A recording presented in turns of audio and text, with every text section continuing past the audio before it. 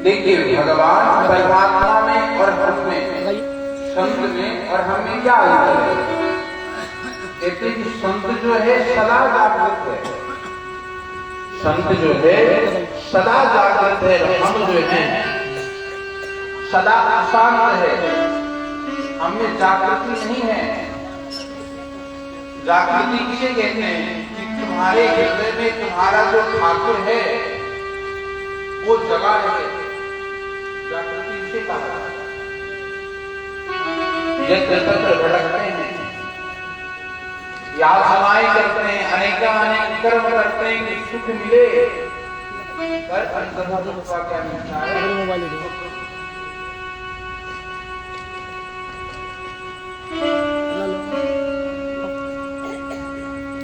इसमें तुम अपने वाले पे भेजो तो नाम जैसे महाराज ने कहा आयु कलिमत वित्तञ्च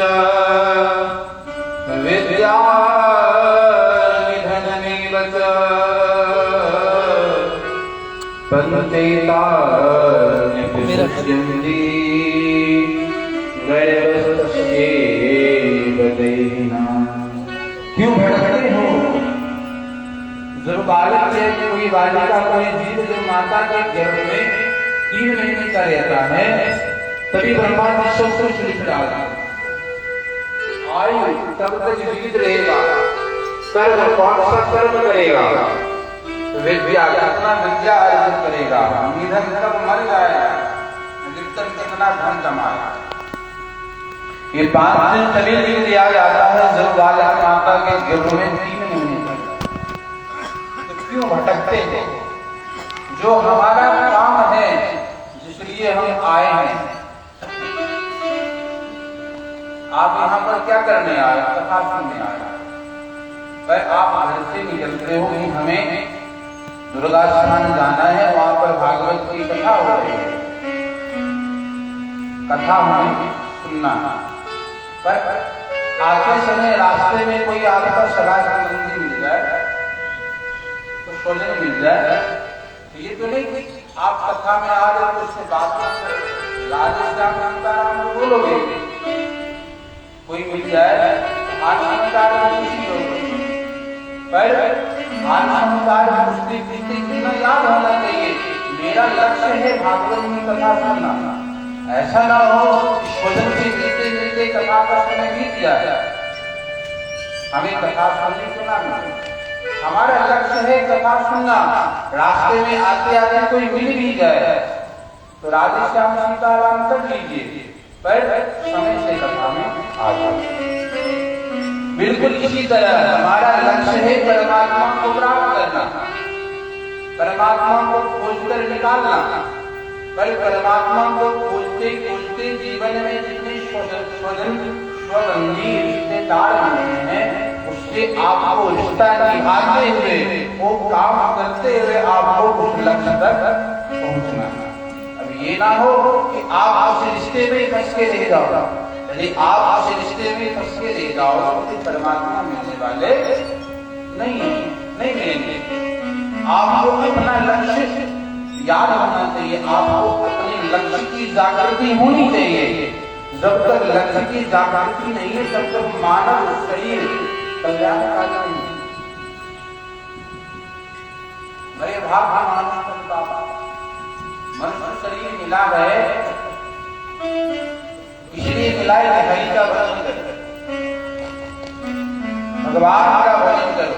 अब किसी से पूछो, किसी को बोलो कि भैया भजन क्यों नहीं करते थे, बोलेगा कि बाबा जी भजन करने का उम्र है, अभी तो फिर नहीं बोलने का उम्र है।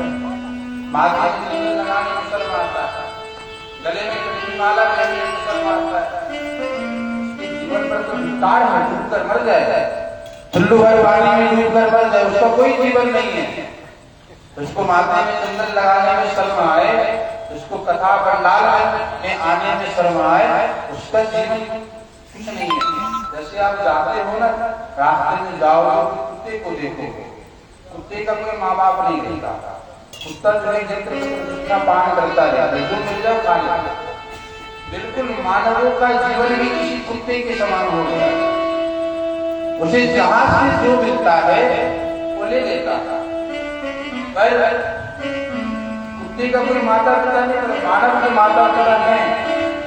पर जीवन वैसे ही बना लेता है, जहाँ से कुछ मिले, 10 रुपए यहाँ से, 50 रुपए वहां से, कुछ यहाँ से खाने को मिल जाए, कुछ वहां से खाने को मिल जाए, सब कुछ समेट कर रखता है। अंततोगत्वा जब जाने लगता है, जैसे कुत्ते की दशा हो जाती है। ना माता उसे बचा सकता है, ना पिता उसे बचा सकता है। स्वविडवरा होस्ट खरे विले बतो रुद्रमनिंद्रमान्येन सन्नता तन्नते नरस्य। आपका कान जो है तभी धन्य है जब आप इस कानों से भगवान की कथा को सुनो। आप ये सोचो कि हम भजन करेंगे तो हमारा परिवार कौन चलाएगा? तो ऐसा नहीं कि आपके बल से ही आपका परिवार चल रहा है। आप कई घर में जाओगे, कई व्यक्ति होते हैं जो रुपया भर कमाते नहीं, तब उसका घर आपसे अच्छा चलता है। धन से घर नहीं चलता, धन से घर नहीं चलता। घर को हम और आप नहीं चला सकते, घर को केवल ठाकुर चलाएगा। तो कथा का तात्पर्य बस इतना सा है, हर जगह जाते हैं कथा सुनने के लिए। हमने सुना है कि यहाँ पे अभी अभी चौथी कथा हो रही है, ये कथा हो चुकी है। हर जगह जाते हैं कथा सुनने के लिए। कथा सुनने का पूर्ण फल क्या है? कहते हैं कि इस कथा ने तुम्हारे जीवन को बदल दिया। यदि कथा से तुम्हारे जीवन में बदलाव आया तो समझ लो कथा सुनना सफल हो गया। और तुमने यहाँ पर सुना, एक कान में सुना, दूसरे कान से निकाल दिया। तुम्हारा जी कहते हैं कि भजन करो, यहाँ तो 2-4-5 बार राधे राधे बोल दिए, घर गए तो वही गरीब परिवार वाले के भगवान कथा पंडाल में तो भगवान याद आ गया, घर गए तो भगवान। बेटी की नौकरी नहीं हो रही है तो भगवान याद आया, बेटी की नौकरी हो जाएगी तो भगवान जानते भी नहीं। एक घर बनाते हुए लंबी चौड़ी घर बनाते हैं, उसमें छोटा सा घर बनाते हैं ठाकुर जी के अपने लिए, तो एकदम आलीशान बनाओगे, ऐसा बनाओगे कि उसमें सब कुछ आ गया, सुंदर सा लगे। कोई आए बाहर से, कोई गेस्ट आए, कोई मेहमान आए, ये ना बोले कि देखो देखो देखो फलाने का घर कितनी गंदगी है। अपने घर को तो बड़े अच्छे से सजाओगे, और ठाकुर जी का घर छोटे से एक कमरे में रख दिए, सुबह में गए, शाम में गए, सुबह शाम को छोड़ कर बीच में कोई देखने भी नहीं जाता है ठाकुर जी हैं कि नहीं। अकाम सर्व कामो वा मोक्ष कामो दारति। यदि किसी काम से भगवान याद आता है तो तुम बहुत छोटे हो। यदि किसी काम से भगवान को आप याद करते हैं तो आप बहुत बहुत बहुत बहुत छोटे हैं। आपने इस काम तक ही भगवान को सीमित कर दिया। यदि आपने भगवान से आपको कोई काम करवाना है तो करवाओ, कोई बात नहीं। नौकरी नहीं लग रहा है तो कथा में आओगे तो लग जाएगा। घर में संतान नहीं होने आओगे तो हो जाएगा। घर नहीं बन रहा है, कथा सुनोगे तो बन जाएगा। पर यदि यहीं तक तुम सीमित रह गए, कथा को आपने यहीं तक सीमित करके रख लिया, तो फिर आप सस्ते में निपट गए। कथा तो वो है जो संत को परमात्मा बना देता है। आपको तो कहते इस पंडाल में सभी देवता विराजमान हैं, साक्षात भगवान शंकर आते हैं कथा सुनने के लिए। हमारा और आपका जीवन तो समझ लीजिए कि भगवान से भी ऊपर है। उस भगवान को भी अपनी कथा सुनने को नहीं मिलता। अब कोई बोले कि देखो देखो भगवान है तो भगवान अपनी ही कथा नहीं सुनेंगे। क्योंकि भगवान जो है भगवान का जो नाम है वो भगवान के ऊपर है। भगवान का दर्शन तो आप कर लोगे, पर भगवान के नाम का भजन सुलभ नहीं। ये तभी प्राप्त होगा जब गुरुदेव की संतों की कृपा हो। अकामा सर्व कामों बाबा, भगवान मैया ऐसा ना बोलो कि भगवान हमारा काम पूरा करे तो ही मैं तुम्हें अगरबत्ती दिखाऊंगी, भगवान मेरा काम पूरा कर तो ही मैं तुम्हें भोग लगाऊंगी, भगवान मेरा काम पूरा करो तो ही मैं तुम्हारा पूजन करूंगी। नहीं नहीं नहीं नहीं, जैसे अपना पूजा करते हो, जैसे अपनी श्रृंगार करते हो, वैसे ठाकुर जी श्रृंगार करो। ये ग्रह होते क्या है? तुच्छ है, कुछ भी नहीं है। यदि तुमने अपने हृदय में कृष्ण को स्थापित कर लिया तो कोई ग्रह तो तुम्हारा कुछ नहीं बिगाड़ पाएगा।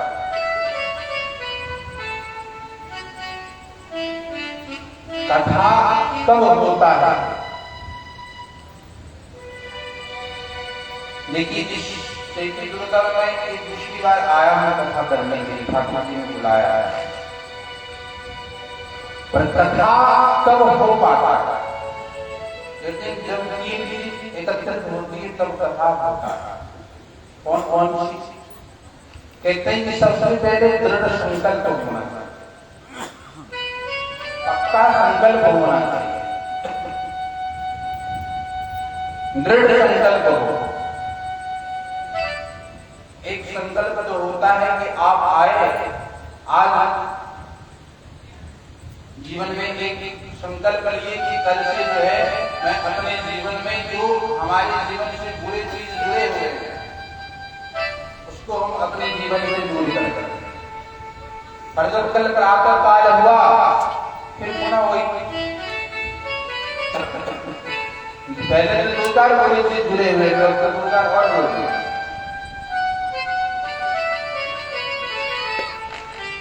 ये जो शरीर मिला है सीधे सीधे समझिए, ये जो शरीर मिला है ना बेटा काम देगा ना बेटी काम देगी, ना पति काम देगा, कोई काम देने वाला नहीं। आप यहाँ से चले जाओगे तो ज्यादा से ज्यादा आपकी फोटो लगाकर किसी दीवार में टांग दिया जाएगा। कब तक? ज्यादा से ज्यादा एक पीढ़ी तक। एक पीढ़ी गई, दूसरी पीढ़ी से आप कौन हो जाना, कहीं पर आपका अस्तित्व ही नहीं रहेगा। आपका मूल परिचय है आप भगवान के अंशज हो। ऐसे हम तो कहते हैं कि यदि भागवत की कथा को ध्यान से सुना जाए तो कामनाओं की बात करते हो, फकीर को राजा बना देता है भागवत की कथा। यदि ध्यान से सुना जाए, इससे बड़ा धर्म कोई नहीं है, इससे बड़ा पुराण कोई नहीं है। सर्वस्व रस्ता निचोड़ी श्रीमद् भागवत की। कोई भी कर्म करेंगे आप, कोई भी धर्म करेंगे, उसका फल आपको भूत भविष्य में प्राप्त होगा। भागवत की कथा का फल आपको तत्क्षण प्राप्त हो जाएगा, तुरंत। अभी आपने सुना, अभी का अभी मिल जाएगा। भागवत की कथा ऐसी। जब भगीन जी एकत्रित होते हैं तब कथा सुनने का सौभाग्य हमें प्राप्त होता है। दृढ़ संकल्प, संकल्प ऐसा होना चाहिए कि हमने ले लिया तो ले लिया। अब सिर कट जाए तो संकल्प से विमुख नहीं होंगे। हमने जो ले लिया सो ले लिया। दृढ़ संकल्प। जो भी दुर्गा पूजा के अध्यक्ष हैं, जो भी कार्यकर्ता हैं, उन्होंने एक दृढ़ संकल्प लिया हमें पूजा करनी है, हमें कथा सुनना है। दृढ़ संकल्प लिया। उसके बाद संकल्प को पूर्ण करने के लिए घोर परिश्रम किया। यत्र यत्र सबके घर जा जाकर, सबके द्वार पर जा जाकर, सबसे जो जिसकी श्रद्धा हुई उसने प्रदान किया। ये उनका परिश्रम है, उनके परिश्रम का ही फल है। आज आप बैठे हो, सुन रहे हो, मैं बैठा हूं सुना रहा। हमें जिस व्यक्ति का भी आभार होना चाहिए जिनको प्रभु ने सहायक बनाकर इस कथा का आयोजन करवाया। हमने कहा ना आपसे कि हर कोई कथा सुन नहीं सकता, भले ही चाहे वो करोड़पति हो, राजा हो, कैसे परिपूर्ण होता होगा। और जब तक उसके ऊपर प्रभु की कृपा न होगी तब तक वो कथा न कर सकता है, न करवा सकता है। तो इस चैती दुर्गा के जो भी कार्यकर्ता हैं, जो भी अध्यक्ष हैं, उन्होंने घोर परिश्रम किया। इतने दिनों से लगे रहे, न दिन देखा न रात देखा, न भूख न प्यास, कब सोएगा उठे कोई अता पता नहीं। और छोटे से बालक को देखता हूँ, क्या नाम है, दीपक, देखता हूँ जब से आया उससे बालक लगाए हुआ, रात में कब सोता है कोई अता पता नहीं। इतना परिश्रम करता था। इन्हीं लोगों, इन्हीं जैसे जो युवाएं हैं, बालक है, देखकर बड़ा प्रसन्न होता हूँ। देखो कितना भाव, कितना पवित्र है। मन में कोई आजकल के होते हैं ना कि आजकल के समय में आजकल के बच्चे कई हो गए, भैया धर्म से तो दूर चलो, किसी नाच वाले को बुलाते हैं, उसको करवाते हैं। ये उस व्यक्ति का जो भी जुड़ा हुआ है इस पूजा से, इस कथा से, उस सबका परिश्रम का ही फल है कि आज आप सुन रहे हो, ठाकुर जी की कृपा से हम सुना रहे हैं। तीसरा सबसे विशेष, सबसे प्रमुख बात कि भगवत कृपा।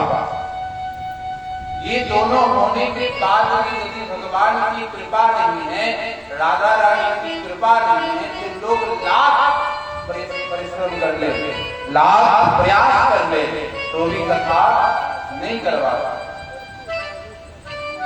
कहते हैं कि जो पुरुषार्थी होते हैं उसके ऊपर प्रभु अपने आप प्रसन्न हो जाता है। तो पहले उन्होंने दृढ़ संकल्प लिया, उसके बाद घोर परिश्रम किया, परिश्रम के बाद प्रभु की कृपा करी, आज आप बैठे हो सुनने के लिए और ठाकुर जी बैठे हैं सुनाने के लिए। आप हर देवी को, हर भगवान जो होते हैं, आप घर में बुलाएंगे बड़ी बड़ी को, आवाहन प्रतिष्ठा करके उनको विराजमान करके आपके घर में बुलाते हैं। उनको बाकी जितने भी देवता है सबको बुलाया जाता है, पर हमारे ठाकुर जी जो है उन्हें बुलाए चले जाते हैं, उनको बुलाया नहीं जाता। इनकी भी बड़ा एहसान है, इनकी भी बड़ी कृपा है। आज हम सब बैठे इस परम मंगल में अलौकिक कथा को सुनने के लिए प्रस्तुत हो गए। कल हम लोगों ने भागवत के महात्मा को श्रवण किया था। महर्षि वेद व्यास ने भागवत के मंगलाचरण को गाया है। कहते कि ये जो ग्रंथ है, ये जो कथा है, सब कथाओं से अलग है, सब कथाओं से भिन्न है। सब कथाओं में, रामचरितमानस में, देवी भागवत में, शिव पुराण में मंगलाचरण गाया जाता है, तो किसी न किसी भगवान की स्तुति की जाती है, किसी न किसी भगवान का पूजन किया जाता है, ध्यान किया जाता है। और ये भागवत की ऐसी कथा है जिसके मंगलाचरण में ना किसी भगवान को बुलाया, ना किसी देवी को बुलाया, ना किसी देवता को बुलाया। जन्माद्यस्य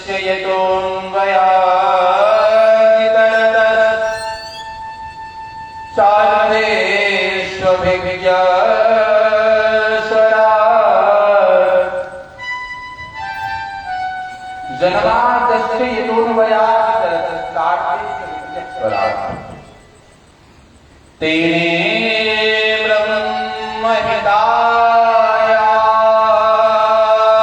कवये मुह्यन्ति यतशूरया तेजो वारिमृदां यथा विनिमयो यत्र त्रिसर्गो मृषा भावनास्वेन सदा निरस्तकुहकम् सत्यं परं धीमहि। सत्यम परम धीमहि, किसी को नहीं बुलाया, किसी भी देवता को या किसी भी देवी का नाम तक नहीं लिया मंगलाचरण में। तो किसी ने प्रश्न किया कि महाराज यदि आपने किसी का नाम नहीं लिया, किसी को बुलाया नहीं, तो मैं ये क्या समझूं कि किसकी स्तुति हो रही है, मेरी क्या मानो कि किसका पूजन हो रहा है, मैं क्या मानो कि किसको आप बुला रहे हैं। हमारे लिए वेद व्यास कहते हैं कि मैं तो केवल एक ही नाम लिया हूं, सत्यम परम धीमहि। जो सत्य है मैं उसको बुलाया। सत्य कौन है? सत्य कौन है? कहते हैं कि भागवत जो है किसमें है? भागवत तब समझ में आएगा जब आप सत्य को समझेंगे। भागवत का शुभारंभ होता है तो सत्य से, भागवत का मध्य होता है आप जब कृष्ण जन्मोत्सव में भगवान की स्तुति देवी करते हैं तो क्या कहते हैं? सत्य परम सत्य परम सत्यम सत्य योनिहितम सत्य। हे परम तत्व परमात्मा आप ही सत्य हो। जब मध्य आता है एकादश स्कंद में तो भी सत्य एक संबोधन किया जाता है।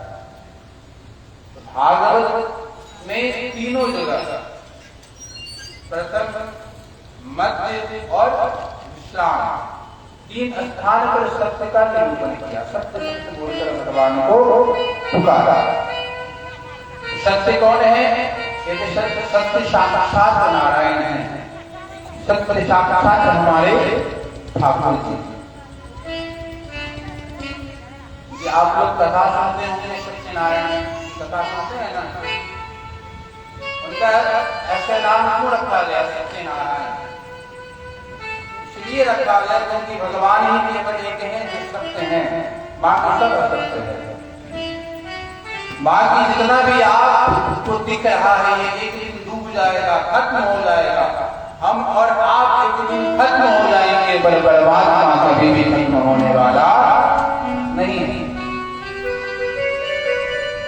जन्माद्यस्य यतोऽन्वयादितरतः तारकेऽस्यस्वरा।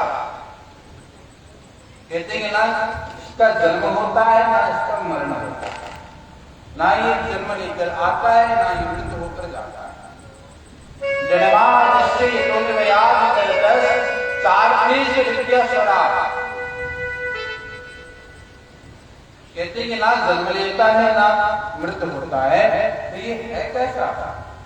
करता क्या है? कहते जन्म से जो परे हैं, मृत्यु से जो परे वही तो सत्य है। कहते सत्य कभी मरता नहीं, ना सत्य का कभी जन्म होता है। यहाँ पर जो किसी भगवान की बात नहीं बोल रहे हैं, यहाँ पर सत्य की बात बोल रहे हैं, क्योंकि सत्य ही भगवान है, सत्य ही परमात्मा है, सत्य ही परमात्मा देव है। यदि किसी भी कथा में किसी भी धर्म में सत्य नहीं है तो धर्म नहीं।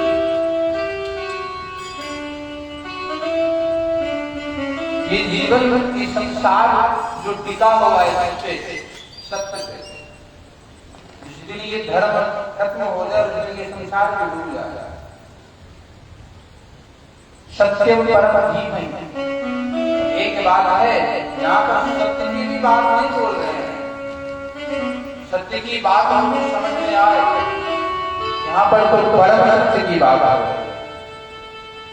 परम और बोल दिया ऐसे सत्य जिनको देखकर बड़े बड़े ऋषिगण मुनिगण तपस्वी वेदश्री देखकर मोहित हो जाता है। तेजो वायुर्मृदं यथा विनिमयो यत्र त्रिशर्षो मृषा। ऐसे तेजवान हैं जो अपने स्वरूप के तेज स्वरूप प्रकाश को सूर्य को प्रदान करते हैं। वही सूर्य हम सबको अंधकार को काटने के लिए उदित होकर हम सब पर कृपा करता है। तेजो वायुर्मृदं यथा विनिमयो यत्र त्रिशर्षो मृषा। यत्र त्रिसर्गो वृषा, यहाँ पर के यत्र त्रिसर्गो वृषा, त्रिसर्गो वृषा, त्रिसर्गो वृषा क्यों कहा? उनकी तीनों जो है यही करते हैं, पालन, सृजन और संघरण। पालन पोषण और संहार जो करते हैं वही ये सत्य है, उसी को सत्य कहते हैं। त्रिसर्गो भावना स्वेन सदा निरस्तत्वतम,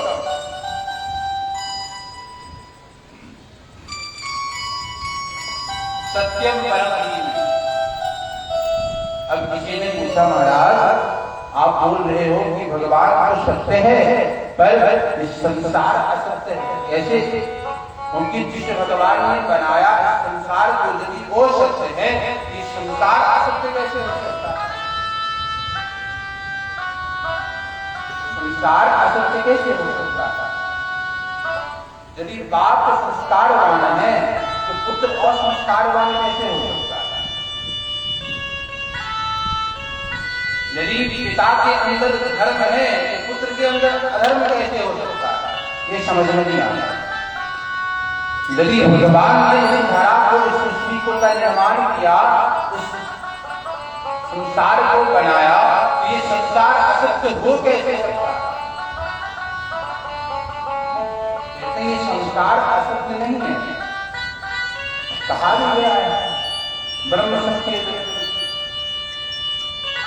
यदि जगत मिथ्या है तो भगवान पर शंका करने योग्य बात हो जाएगी।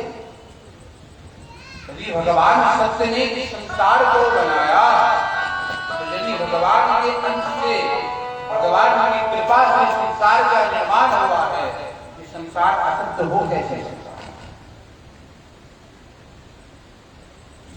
कहते हैं संसार ही सत्य है, अरे संसार का सत्य जो है हर मिनट हर घंटे बदलता रहता है। अभी दिन है, कुछ समय बाद राशन हो जाएगा।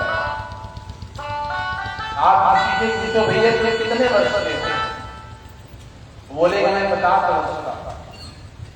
मैं पुनः 10 वर्ष के बाद उससे मिलूं, पूछूं उससे कि तुम कितने वर्ष लेते हैं, बोलेगा मैं 60 वर्ष का हो गया। तुरंत मैं डांटूंगा, अभी तो तुमने 10 वर्ष में तो बताया था मैं 50 वर्ष का हूं, अभी तुम 60 वर्ष का बता रहे थे। तो वहां पर सत्य बदल गया। पर परम तत्व परमात्मा का जो सत्य है वो अविरुद्ध है, जैसा अभी है वैसा हमेशा रहेगा। जैसा अभी है वो हमेशा रहेगा। पर जगत का जो सत्य है अभी कुछ और है, कल कुछ और हो जाएगा, परसों कुछ और हो जाएगा, क्योंकि ये जो सत्य है ये एक दिन नष्ट हो जाएगा। पर परमात्मा का जो सत्य है वो कभी नष्ट होने वाला नहीं। दूसरे श्लोक में बताया कि भागवत सुनने का अधिकारी है। धर्मा प्रोक्षित के तबोत्र परमो निर्मत सरायणाम सता वैद्या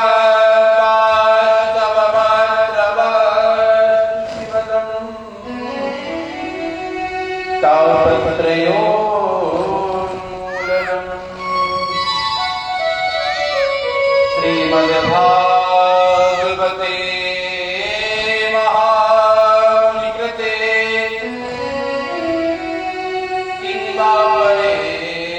ईश्वर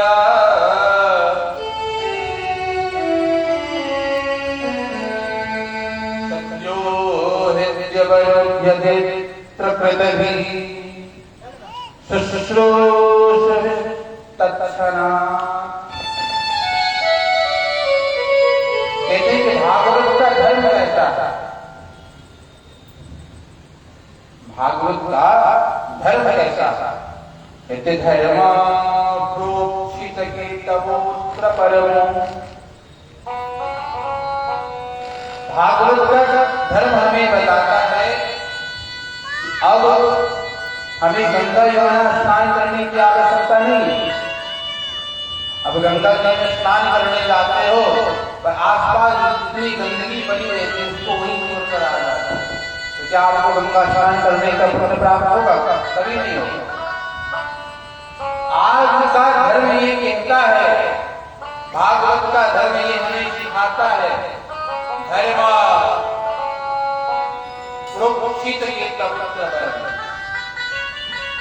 स्नान करने का पुण्य आपको तभी प्राप्त होगा जब यमुना जी में गंदगी नहीं रहा है। आप देख रहे हो अपने आंखों से, आपके सामर्थ्य है इस गंदगी को अपने हाथों से उठाकर कहीं बाहर फेंक दो। आप ये नहीं कर रहे हो तो आप घर ही नहीं कर रहे। आप में सामर्थ्य है, किसी गरीब कन्या का आप विवाह करवा सकते हैं, और यदि आप नहीं करवा रहे तो आप घर ही नहीं कर सकते। आप में सामर्थ्य है, किसी भूखे को भोजन करवा सकते हैं, पर यदि वो भूखा आपके सामने रो रहा है, तड़प रहा है, विलन कर रहा है, आप उसे भोजन नहीं करवा रहे तो आप धर्म भी नहीं कर सकते। धर्म का मतलब ये नहीं कि आपने बड़े बड़े यज्ञ कर लिए। यज्ञ करने का पूर्णता फल तभी मिलेगा जब हृदय में भगवान के प्रति प्रेम की जागृति हो। जो प्रेमी है वो कभी भी किसी को दुखी नहीं देख सकता।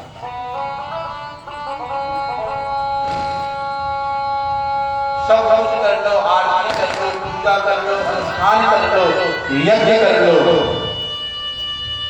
पर ये सब करने के बाद यदि आपके जीवन में प्रेम नहीं है, भगवान के प्रति आपके हृदय में प्रेम नहीं है, सब कुछ बेकार है। कुछ मत करो, कुछ करने की आवश्यकता नहीं। आप कुछ नहीं भी करोगे, यदि हृदय में प्रभु के प्रति भाव है, प्रेम है, तो सब कुछ होगा। आप एक मिट्टी उठा करके यदि प्रभु के ऊपर प्रेम से फेंक दोगे, वो भी पुष्प हो जाएगा। आप गोबर को हाथ में उठाकर प्रभु के मुंह में प्रेम से लगा दोगे, वो भी स्वीकार का काम करेगा।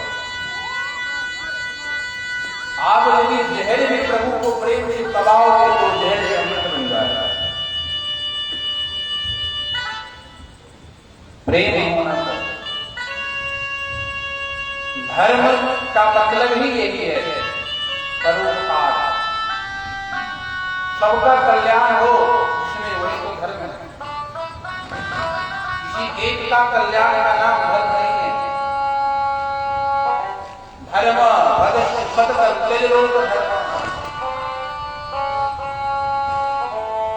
हम नहीं कह रहे, ना हम तो बोल ही नहीं सकते। धर्म भज सततम कहते हैं, सतत धर्म को भजो, पर कौन से धर्म को? लोक धर्मान, लोक हित का करने योग्य जो धर्म है उस धर्म को करो। आप गंगा स्नान करने जाते हो, गंगा जी में आप स्नान करते हैं तो आपको पुण्य मिलता है। पुण्य तो मिलेगा क्योंकि गंगा जी पापदायी नहीं, पाप मुक्त करती हैं। पुण्य तो मिलेगा, यमुना जी में स्नान करे तो पुण्य तो मिलेगा, वृंदावन जाओगे तो पुण्य तो मिलेगा। पर यदि यमुना जी में जाकर स्नान कर आ गए, यत्र तत्र गंदगी फैला हुआ है, उसको एक पलोथी में उठाकर यदि नहीं लाए तो आप धर्म नहीं करते हो, आप कुछ नहीं करते। उसका फिर धर्म से कोई नाता नहीं।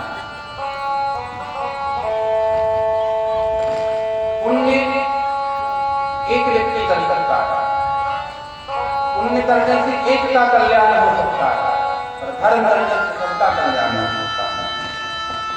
अनुष्ठान से केवल एक व्यक्ति का कल्याण होगा, पर भागवत की कथा सबका कल्याण होगा। कल्याणकारी के साधन ये भागवत की कथा, कल्याणकारी के परोपकारकारी के साधन ये धर्म।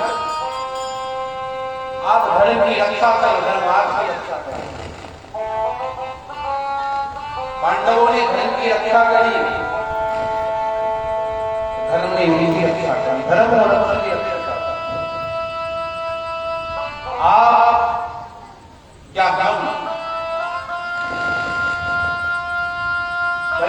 ये हाथते कि मैं तो धर्मात्मा हूँ, मैं तो वृंदावन जाता हूँ, हरिद्वार जाता हूँ, भक्ति विशाल जाता हूँ, जाकर भगवान का दर्शन करता हूँ, धर्मात्मा बन गए। नहीं, आप धर्मात्मा नहीं हो, आप पुण्यात्मा हो। पुण्यात्मा कहलाओगे पर धर्मात्मा नहीं कहलाओगे। धर्म तो सबका भला चाहता है, धर्म तो परोपकार करना सिखाता है। भागवत का धर्म तो सत्य लोक धर्मान, लोक धर्म की बात करता है कि आपके उस धर्म से सबका हित एक का हित नाम सरसरा। बोले जय जय। ऐसा लगता है यार जैसे ना बोलिए तो उस समय तक ऐसा लगता है कि बिस्तर लगा हुआ है, एकदम आराम से सो गए। बोले जय जय। राधे राधे बोलेंगे तभी तो हमारे श्यामा जी आएंगे। जय जय। हाथ उठाकर बोलना है राधे राधे। जय जय। लोग यत्र सर्वोपसा आमना स्वेन सदा निरस्तत्वम् यदि धर्मा प्रोक्षित के तवत्र परमो निरमत सराणाम सता। भागवत इसके समझ में आ सकता है।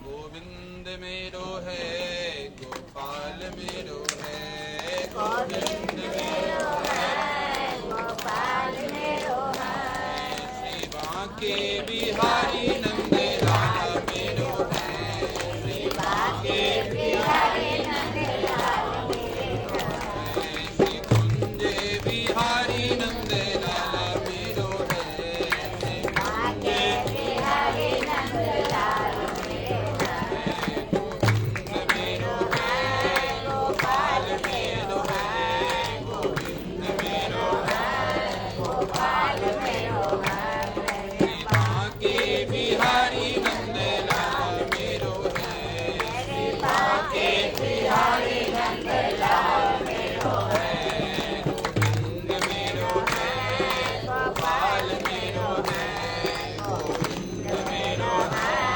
गोपाल मेरो है, गोविंद मेरो है, लाल मेरो है, गोविंद मेरो लाल मेरो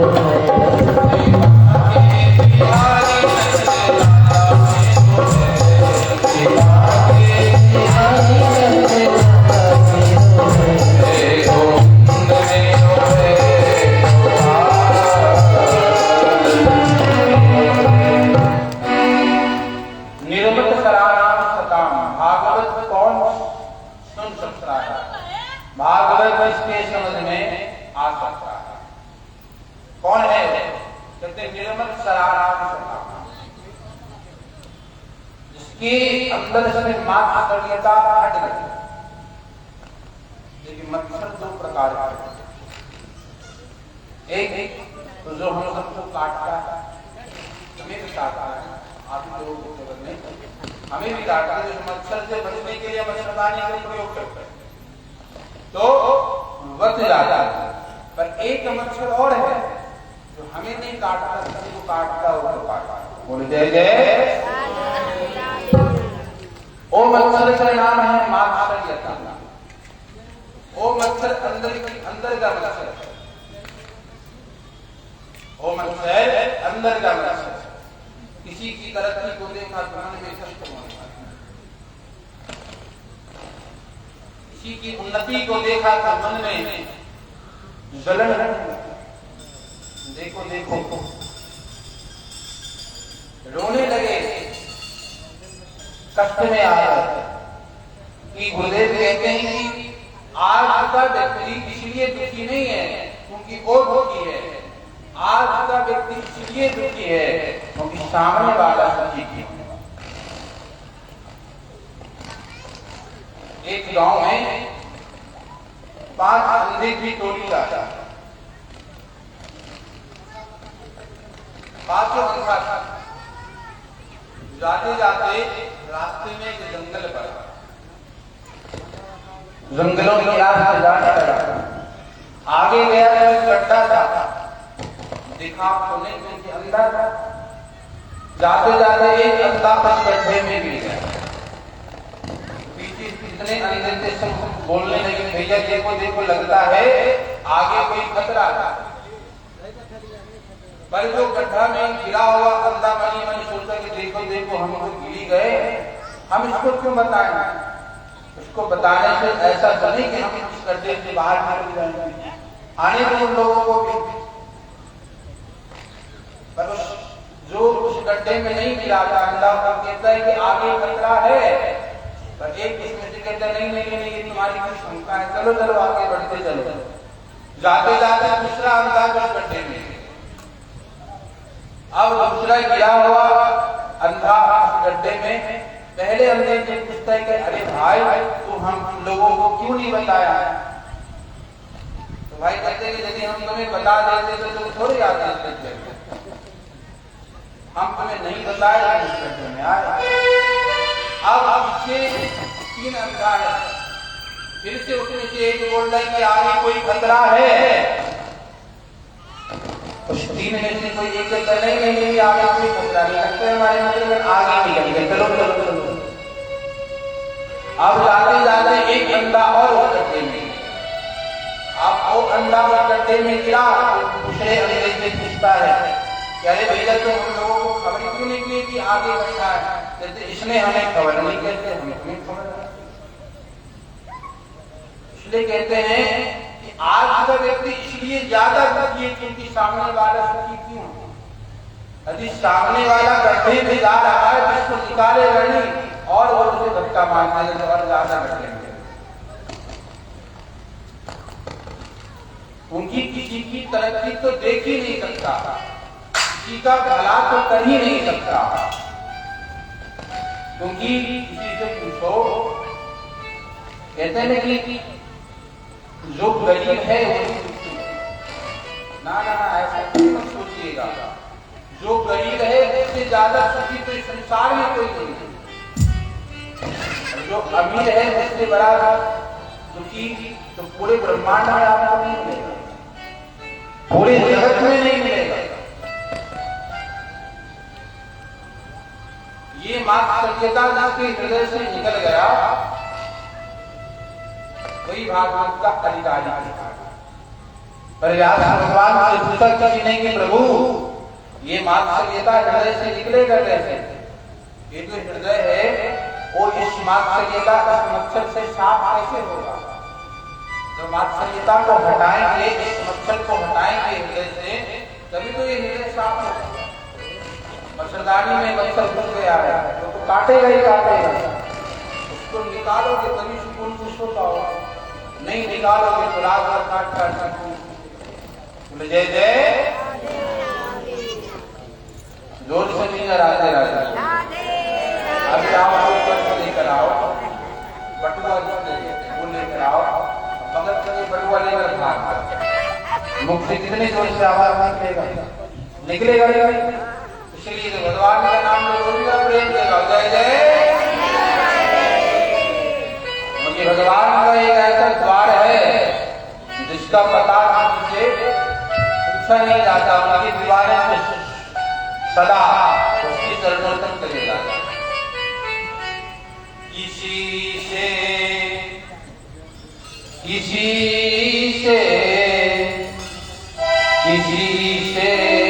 उनकी मंजिल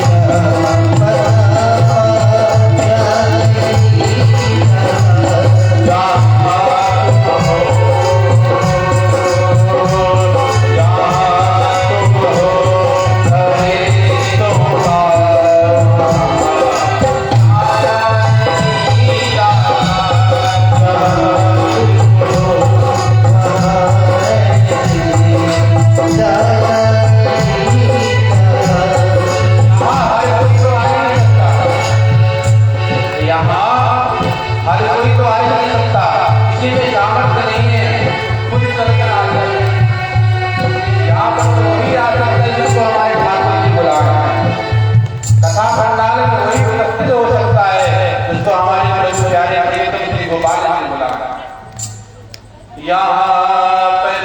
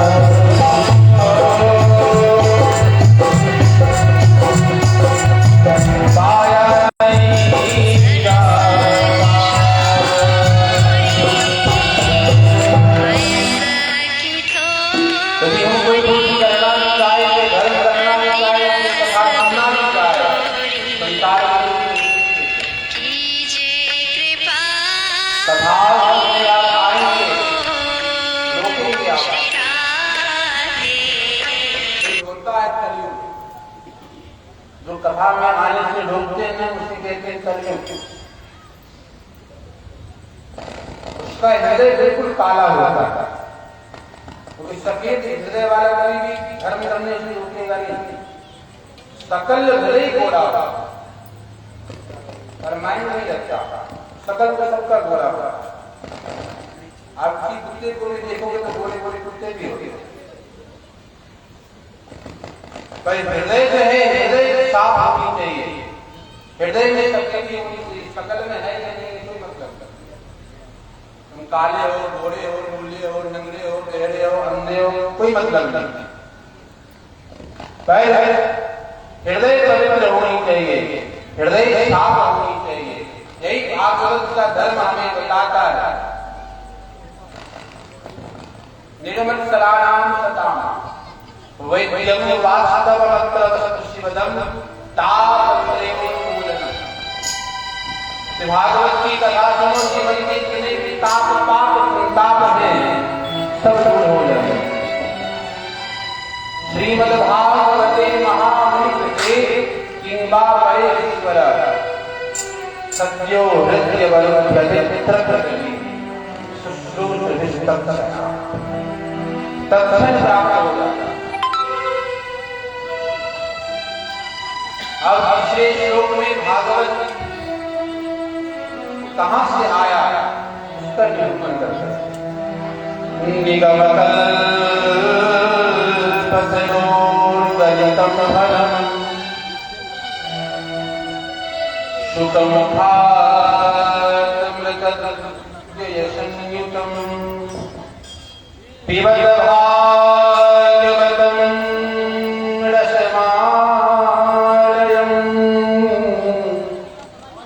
मुहुरहो रसिका भूवि भावुका। ये भागवत क्या है? भागवत निगम है। कल्पतरोर्गलितं फलम्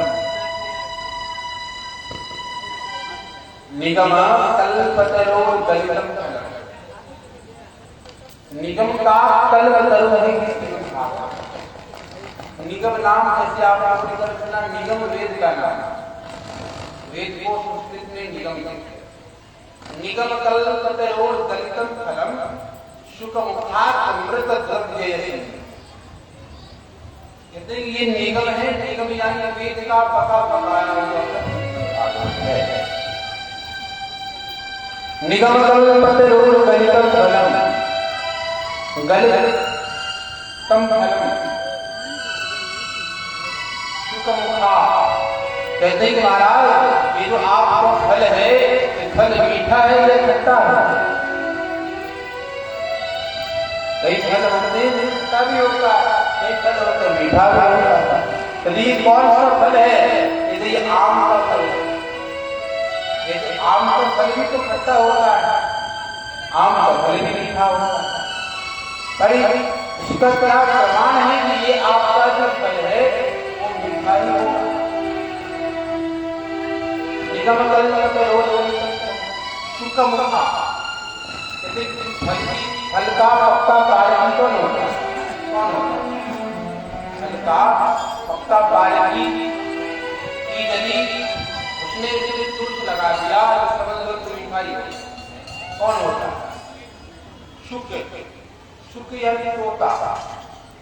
ये जो है सुखदेव मुनि का इसमें तुर्क लगा हुआ है, इसलिए ये फल तो मीठा ही होगा, खट्टा तो ही नहीं होता। सुखमुखा मृत द्रव्य अमृत संगीत। कहते ये जो मीठा है लोग मान लीजिए मीठा है, पर महाराज इतने ऊपर से गिरा है ये तो टूट गया हो। निगम जैसे वृक्षों के ऊपर से नीचे गिरा है, ये तो टूट गया हो। लेकिन नहीं, ये धराम से नीचे नहीं गिरा है, ये धीरे धीरे धीरे सने सने शिष्य वर्ग की शाखा पल्लव पर आया, शिष्य वर्ग से नीचे आया। कहते हमें प्रमाण जैसे पहले नारायण की शाखाओं से टकरा तो ब्रह्मा की शाखा से आगे हटेगा। नारायण से भगवान परम तत्व परमात्मा ने ब्रह्मदेव को चतुश्लोक के भागवत प्रदान किया। नारायण की शाखा से टकरा तो ब्रह्मा की शाखा पे आकर, ब्रह्मा की शाखा से टकरा तो देवर्षि नारद की शाखा पर आकर ब्रह्मदेव ने अपने पुत्र देवर्षि नारद को चतुश्लोक के भागवत प्रदान किया। नारद की शाखा से टकरा महर्षि वेदव्यास सरासर मुनि के पुत्र व्यास की शाखा से आकर देवर्षि नारद ने भी चतुश्लोक की भागवत महर्षि वेदव्यास, वही चतुश्लोक की भागवत महर्षि वेदव्यास ने चतुश्लोक की भागवत को 18,000 श्लोकों में परिवर्तित कर दिया। व्यास की शाखा से दत्ता से सुखदेव की शाखा से आकर 18,000 श्लोक को बनाए, अपने पुत्र को पढ़ाए। सुखदेव की शाखा से टकरा तो राजा परीक्षित के माध्यम से सूत आदि कई ऋषियों को हम सबको ये कथा प्राप्त हो। इस शिष्य परिशिष्ट शाखा पल्लव कर्म कराया, शिष्य परिशिष्ट नीचे गिरा तो ये टूटने का तो सवाल ही नहीं है। अच्छा महाराज किसको पिला रहे हो, किसको पिला रहे हो? आपका फल है, आपका मिठास भी बिल्कुल मीठा, बहुत बिल्कुल पका पकाया हुआ आम का तो लाल लाल एकदम पीले पीले फल मिल जाए अच्छे की तो मुख में लालच आ जाता है। हमें तो आ ही जाता है, आप लोगों को आएगा जय जय।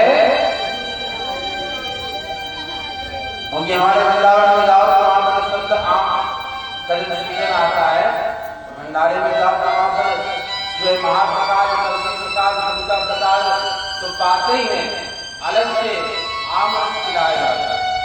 महात्मा जी जितना पीना है पियो, भंडार खुला हुआ है, जितनों पीनो है पियो। तो महात्मा जी अपने पात्र मंडल लेकर जाता, मंडल में भर भर के वो बटल तो महाराज किसको खिला रहे हो, किसको बुला रहे हो? मुहुरहो रसिता भूमि भाव का, अरे रसिको, अरे भाव को आओ आओ, ये फल ये आम का रस तुम्हारे लिए ही बनाया गया है। जय वाला आपने केवल दो का नाम लिया तो कोई आएंगे ना। अब आप घर में कथा कराओ और निमंत्रण किसी जिसको दोगे वही तो आएगा। कहते नहीं, मैं दो का नाम इसलिए लिया, मुंह रहो रसिक भावुक, दो का नाम नहीं रसिक और भावुक। कहते हैं कि जिसको प्यास लगा है वही तो जल का मत, जिसको प्यास नहीं लगा है तो सामने तो जल रख लात मार के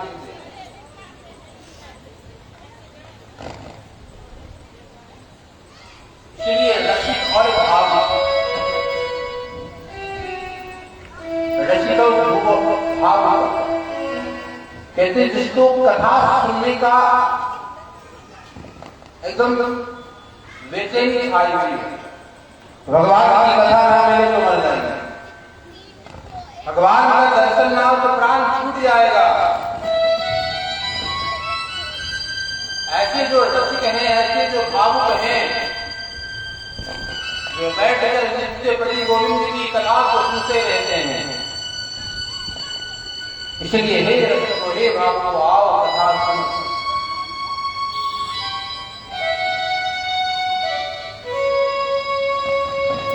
लेकिन कथा में तीन प्रकार की श्रोता, एक श्रोता, एक श्रोता, एक श्रोता। कहते हैं कि एक श्रोता, श्रोता मतलब घर में नींद पूरी नहीं, कथा में अच्छे से नींद आती है। आओ बैठ के आरती हो गई, नेत्र बंद किए, खुला तो फिर विश्राम वाली जो आरती एक प्रकार का सोचा। दूसरे प्रकार के आए बैठ कर मुख में एकदम भरा हुआ किए जा रहा है, कभी हाथ इधर फैलाइए, कभी पांव फैलाइए। भागवत जी यहाँ बैठे हैं, पांव फैला कर बैठे, कोई भी बोलने वाला नहीं। तीसरा होगा श्रोता, ये जो तीसरे नंबर का जो है, कहते यही है रसिक, यही है भावुक। रसिको वो भी भावुक, इसी को रसिक कहते हैं, इसी को भावुक कहते हैं। इसलिए हे रसिको हे भावुक आओ। दास भगवान के 3 श्लोकों में मंगलाचरण लगाया।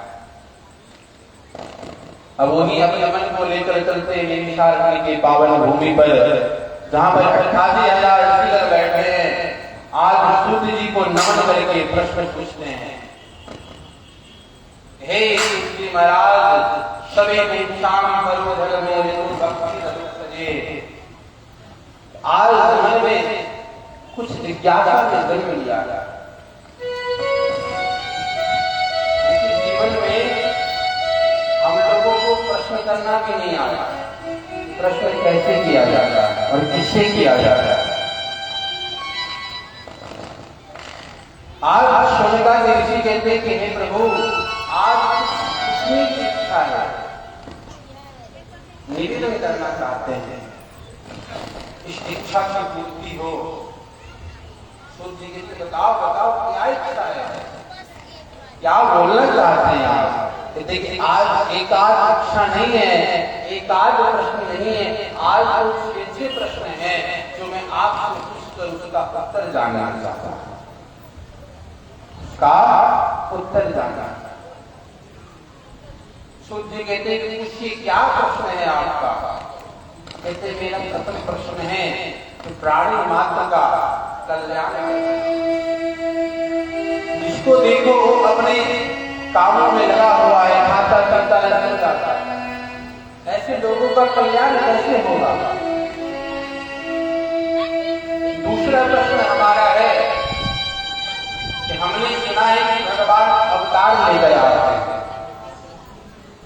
क्या भगवान का जन्म होता है। तीसरा प्रश्न हमारा ये है कि भगवान यदि अवतार लेकर आते हैं तो भगवान की प्रमुख कितने अवतार हैं। कोई कहता है 18 अवतार है, कोई कहता है 20 अवतार है, कोई कहता है 24 अवतार अवतार है, पर कितने अवतार हैं ये जानना है। 14 जय जय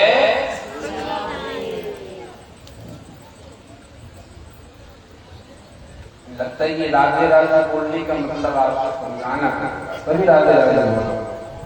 अरे एक बार राधे राधे बोलने से सर्वस्व प्रदान सब कुछ मिल जाएगा। राधे राधे बोलना है तब तक हूँ तभी तक से बुलवाऊंगा, चलो जाओ तो साथ से बुलवाऊंगा। बोले जय जय। अरे हमारी मैया घर में कोई कोई सामान भी बुलवा ले, चुरा कर लेकर भाग जाए, कितने जोर से हंसला करती। बहू ने शब्द में ज्यादा मन डाल दिया तो बहू कितने जोर जोर से चिल्ला चिल्ला कर मार करती है कि नहीं करती होंगी। जय जय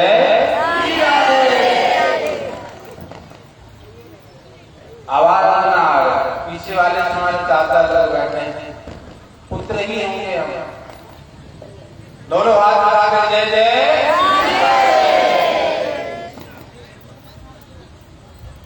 महाराज हमारा चौथा प्रश्न है, शास्त्र कई सारे हैं, पुराण भी कई हैं, पर सब पुराणों को जो शास्त्र को पढ़ने का समय किसी के पास नहीं है। तो सत्यनारायण की कथा को जान नहीं सकता, ये नाम पड़ेगा। सबका सार क्या है, सब शास्त्रों का एक निचोड़ क्या है, निचोड़ क्या है हमें बताओ। 5वां प्रश्न हमारा है, प्राणी मात्र का परम धर्म क्या है, इसको हम पूजें, इसको माने, इसका पूजन करें, इसको अपना इष्ट बनाएं। 6वां प्रश्न हमारा है कि भगवान कहते हैं कि सत्य हमारा हित है, सत्य हमारा हित है, पर जो भगवान लीला का वर्णन करके इस धरा से चले जाते हैं, सत्य किसके शरण में जाता है।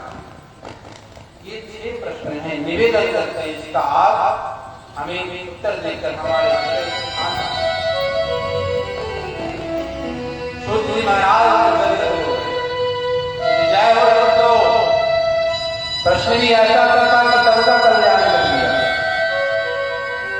ऐसा ही प्रश्न होना चाहिए।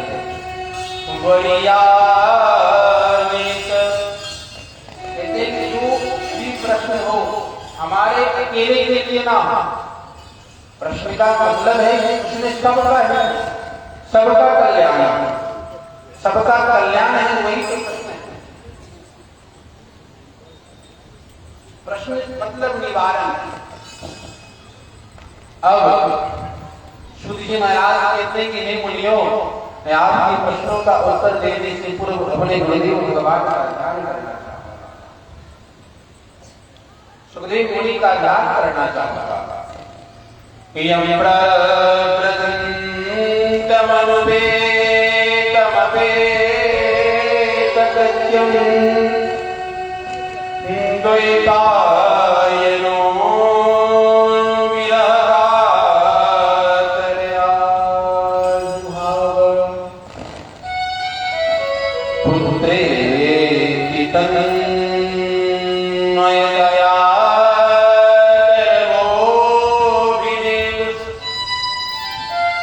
तम सर्वभूतहृदयं मुनिमानतु यं प्रप्रथमनुपेतमपेतकृत्यं द्वैपायनो विरहातरयाजुहाव। जैसे सुखदेव मुनि जो जन्म लेते ही बलि की तरफ चले गए, अभी तक उनका यह प्रप्रथमनुपेतमपेतकृत्यं, जिनका अभी जन्म संस्कार भी नहीं हुआ है, जन्म लेते ही वन की तरफ भागते भागते दौड़ते दौड़ते जा रहे हैं। पीछे पीछे व्यास भगवान पुत्रेति तन्मयतया, पुत्रों के मुंह में तन्मय होकर हे पुत्र हे पुत्र हे पुत्र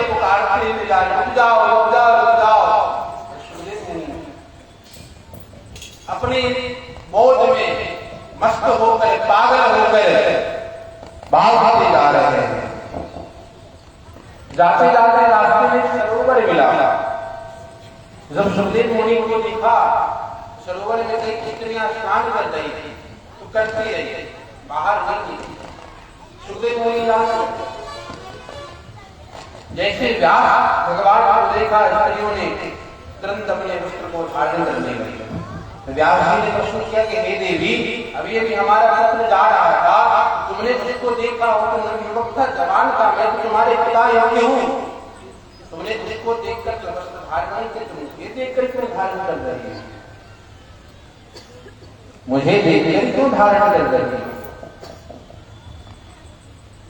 तो स्त्रियां उत्तर देती हैं, हे महात्मा जी, आपका जो पुत्र है ना, उसकी दृष्टि में ना कोई पुरुष है ना कोई स्त्री है। वो पुरुष में नारायण का दर्शन करता, स्त्री में राधा रानी का दर्शन करता था। उसकी दृष्टि में कोई ना पुरुष है ना कोई स्त्री है। आपको की दृष्टि में तो पुरुष पुरुष है, स्त्री स्त्री है। बिल्कुल होना भी ऐसे चाहिए। दुर्गा सप्तमी ने गाया, सुता सुरे पूर्वम अनुष्ठ संशया तथा सुरेन्द्रेण दिनेश शिशिता करोतु साना सर्वभीतुरीश्वरी शुभानि भद्राणि वहन्तुसाता। सुता सुरे, हर स्त्रियों में माता भगवती का दर्शन करो, हर देवियों में, हर माताओं में भगवती का दर्शन करो, हर पुरुष में नारायण का दर्शन करो। वही तो महात्मा है। महात्मा मुझे नहीं कहते कि लाल में बच्चे बेहन कर आ गए, अमरूद को सेब बना दी, सेब को केला बना दी, केला को आम बना दी, ये महात्मा नहीं कहते हैं। आपके हाथ को देखकर, आपके ललाट को देखकर भविष्यवाणी करके बता दिए कि तुम्हारे साथ ये होने वाला, ये अच्छा होगा, ये बुरा होगा, उसे भी महात्मा नहीं कहते हैं। महात्मा तो वो है जो सदा